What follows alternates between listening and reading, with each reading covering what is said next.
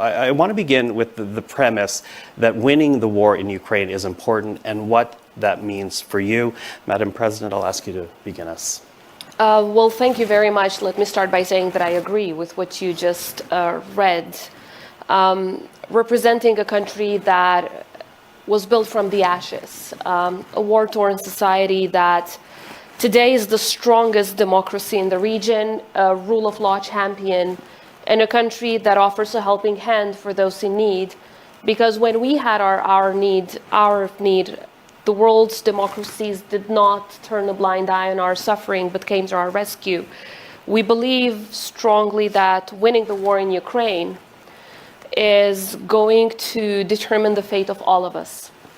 Not just because it is so obvious that Putin wants to expand the conflict, not just because it would not only end with Ukraine, because obviously they have territorial claims and they want to grasp territories of everyone around them, and they look at their neighbors as temporary countries, but because we should not let the bully win. But also because rewarding the aggressor with the victim's territory has never in the history of mankind led to long-lasting peace, never.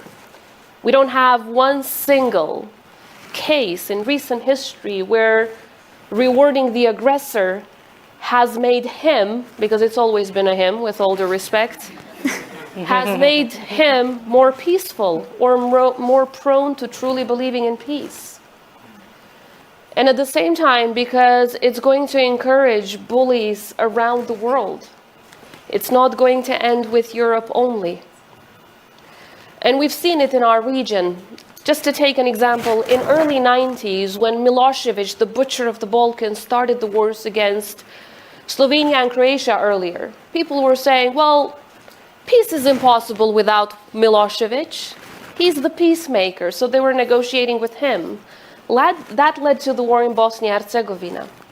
And then again, no one learned the lesson. They were like, well, he's the peacemaker. And that led to the war in Kosovo. More than 100,000 civilian victims were caused because of the appeasement of the aggressor. And many aggressors around the world were watching. And I think right now, so many aggressors around the world, so many dictators, just because they're a little bigger, just because they have more weapons, but most importantly, because they don't believe in democracy and our way of life. They don't believe in human rights and equality. They're all watching. It's going to destroy, I think, everything good and all the values and the foundations that we stand on that we've built after the Second World War. So for that, it's so much bigger than just Ukraine. And again, so much bigger than just Europe. Back in 1999, when NATO came to our rescue, what the President of the United States said that night was, first and foremost, he explained to the American people how close Kosovo is to Greece and to Italy. We're just like a few hours away.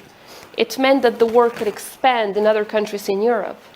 And a Europe that is not safe and secure means that there will be, of course, a much wider effect in global security. There can never be a safe and secure United States or Canada if there's no secure Europe.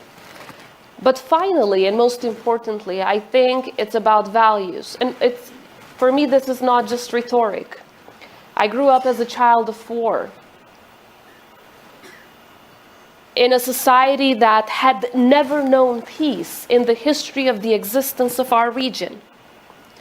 And as I discussed earlier when I met the Minister of Defense of Canada, for the very first time in hundreds and hundreds of years, our children are the very first generation in the history of our nation that have not known war. It's because those values of freedom and democracy and human rights were the ones that triumphed.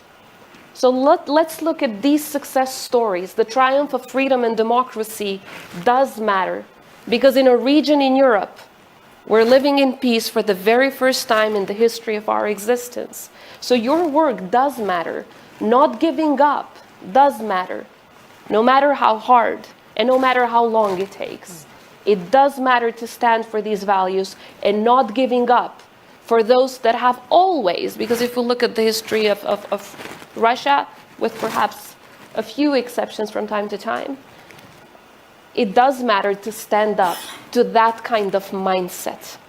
And after all, this entire battle between democracy and autocracies is a battle of two different mindsets.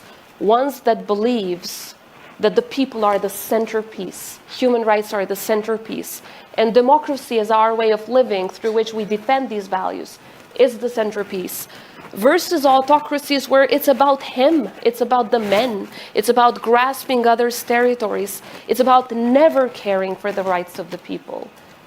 And if this is not a fight worth fighting, then I really don't know what else is.